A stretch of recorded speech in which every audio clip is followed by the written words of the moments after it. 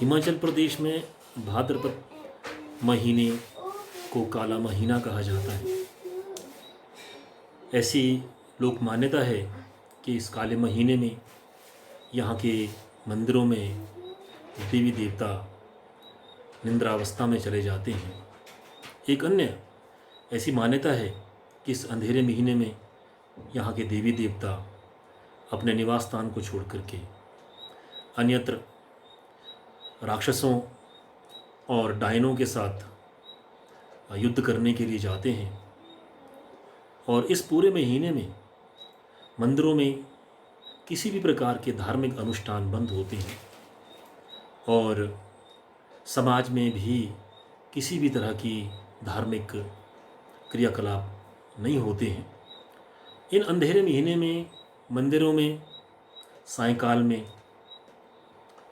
एक ऐसी धुन बजाई जाती है जिसे बेड़ कहते हैं। और ऐसी मान्यता है कि बेड़ के माध्यम से यहाँ पर जो अनिष्टकारी जो शक्तियाँ इस महीने में सक्रिय होती हैं उनको दूर भगाने का प्रयास किया जाता है। और देवताओं के निद्रावस्था या राक्षसों और डायनों के साथ युद्ध क्षेत्र में जाने के कारण पीछे का सारे क्षेत्र का जो कार्यभार है वो देवता लोग अपने अधीनस्थ देवी देवताओं को सौंप कर जाते हैं।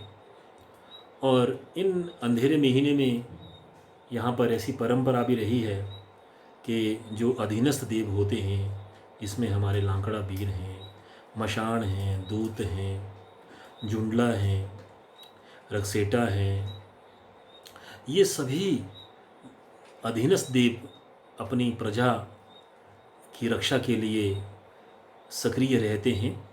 और इनके जो प्रतिनिधि होते हैं, गूर लोग होते हैं, वह सायंकाल या रात्रि में देवारोहण की स्थिति में हाथ में सांगल लेकर के अपने पूरे क्षेत्र का भ्रमण करते हैं।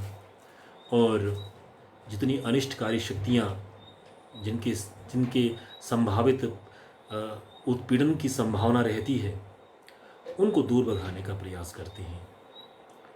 इस अंधेरे महीने में एक और परंपरा मंदिरों से जुड़ी हुई है कि सायंकाल में जो देवधुन बेड़ तो बजाई ही जाती है, साथ ही साथ इस अंधेरे महीने में मंदिरों में घी के दिए जलाए जाते हैं, जिनको स्थानीय बोली में सदीवे कहते हैं।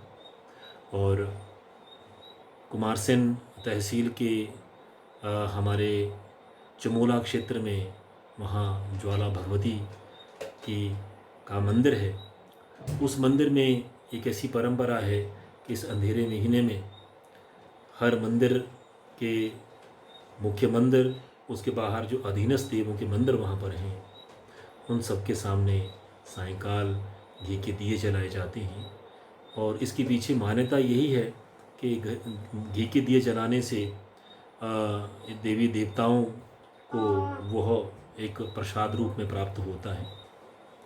और इस पूरे महीने में यहाँ पर धूप नहीं जलाई जाती है, बल्कि जो उसकी धुड़स होती है, धूपदानी होती है, उसमें जलते हुए कोयले में घी को विसर्जित करके घी का एक तरह से प्रसाद जो है वो देवी देवता को चढ़ाया जाता है। ऐसी मान्यता सतलुज घाटी में भी है कि इस अंधेरे महीने में यहाँ के देवी देवता रामपुर बुशहर में पौराणिक शौणिकपुर अर्थात सराहन के नज़दीक बोंडा बील में देवी देवता राक्षसों और डायनों के साथ युद्ध करने जाते हैं। तो बोंडा में बोंडा नाग का मंदिर है और वहाँ ऐसी व्यवस्था है कि लोग वहाँ एक निर्दिष्ट स्थान पर जहाँ पर ये युद्ध होने की मान्यता जुड़ी हुई है, वहाँ पर चारों तरफ से बाड़ लगा देते हैं। तो ऐसा देखा जाता है कि वो बाड़ जो है सुबह जो है वो बिल्कुल तोड़ी गई होती है, इस तरह से मसली गई होती है कि ऐसा लगता है मानो कि रात को युद्ध हुआ हो। और इस तरह से ये युद्ध देवासुर युद्ध ये भादों महीने में चलता रहता है। मंडी क्षेत्र में घूघरधार जोगिंदर नगर के पास एक जगह है जहाँ पर ऐसा माना जाता है कि 16 भादों को कौम्बीगिर नाम की एक जगह है, वहाँ पर डायन पार्क है। वहाँ पर देवी देवता एक तरफ और योगनियाँ, जिनको जोगनियाँ कहते हैं, डायने कहते हैं, वो दूसरी तरफ चारों दिशाओं से आती हैं और वहाँ युद्ध होता है। और उस युद्ध के बाद जो है देवी देवता आकर के उस युद्ध के परिणाम के बारे में बताते भी हैं। अगर इस युद्ध में अगर योगनियाँ जीतती हैं, उनको विजय प्राप्त होती है तो शुभ माना जाता है, फसलें अच्छी होती हैं। अगर इस युद्ध में अगर देवता लोग विजयी होते हैं तो उसको थोड़ा अशुभ माना जाता है, अकाल की स्थिति रहती है, फसलें बर्बाद हो जाती हैं। तो इसी तरह से सुगेत क्षेत्र में करसोग उपमंडल के तहत बलिंडी के नज़दीक एक डायन कंडा नाम का एक जगह है जिसको कंडा कहते हैं। और पहले वो डायन कंडा के नाम से ही प्रसिद्ध था और वहाँ काफ़ी इस तरह की डायनें थी जो अपना चमत्कारिक रूप भी लोगों को दिखाती थी।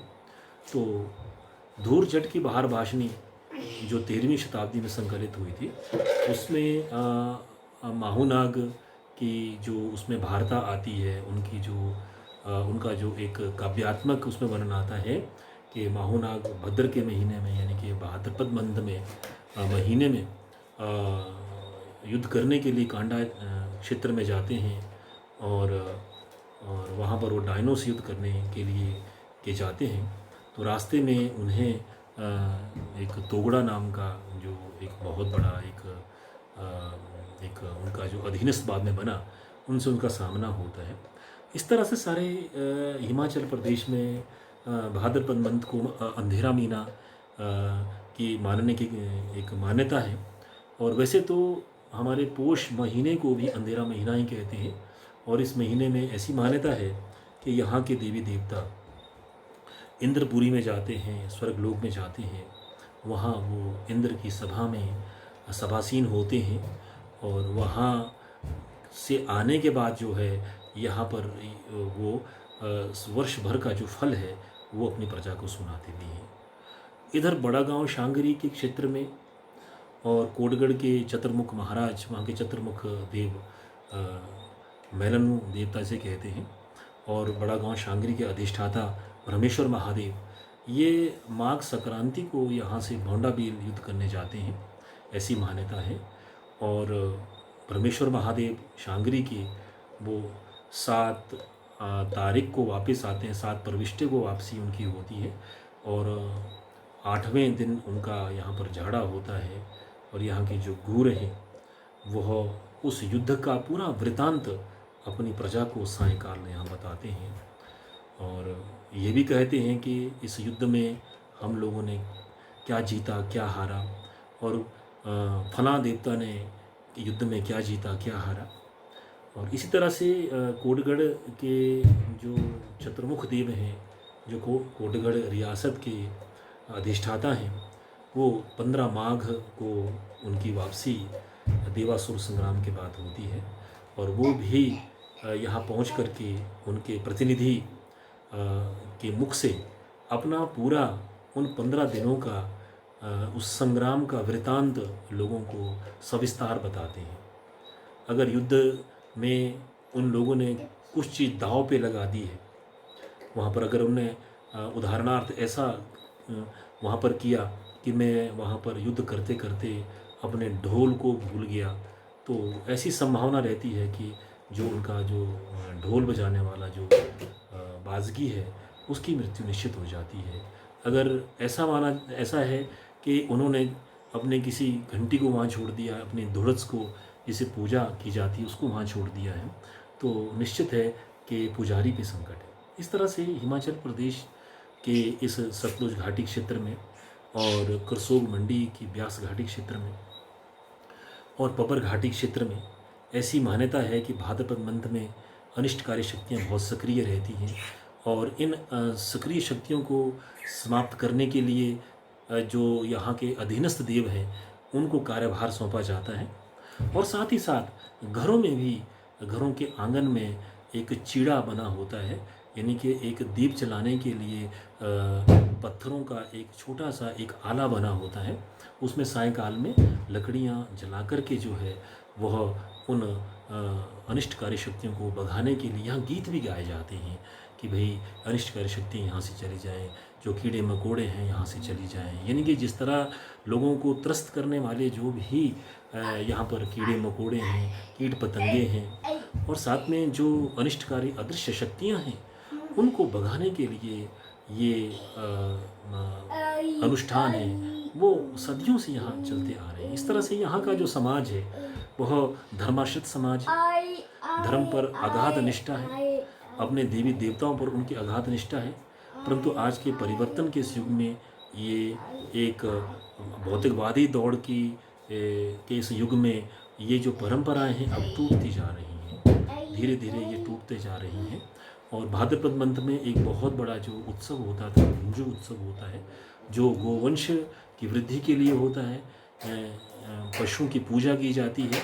और भुंजू में कि ऋषि पंचमी के दिन जो है ऋषियों के प्रति एक श्रद्धांजलि देने के लिए यहाँ पर भुंजू मेले होते हैं, और देवी देवता भी मंदिर से बाहर आते हैं, लोगों को आशीष देते हैं। और यहाँ पर जो है देवताओं को जो है फसल वृद्धि के लिए जो है शकड़ी यानी कि जौ उगा करके जौ की जो डालियाँ हैं उन्हें अर्पित की जाती हैं, और अच्छी फसल और धन धान्य और सुख समृद्धि की कामना की जाती है। तो हिमाचल के इस सतलुज घाटी, पब्बर घाटी और ब्यास घाटी के क्षेत्र में देवाश्रित समाज और इससे जुड़ी हुई परंपराएं समाज को सदियों से एक रखते हुए आगे इस सांस्कृतिक धरोहर को आगे लेकर के ये पूरा समाज चलता जा रहा है। धन्यवाद।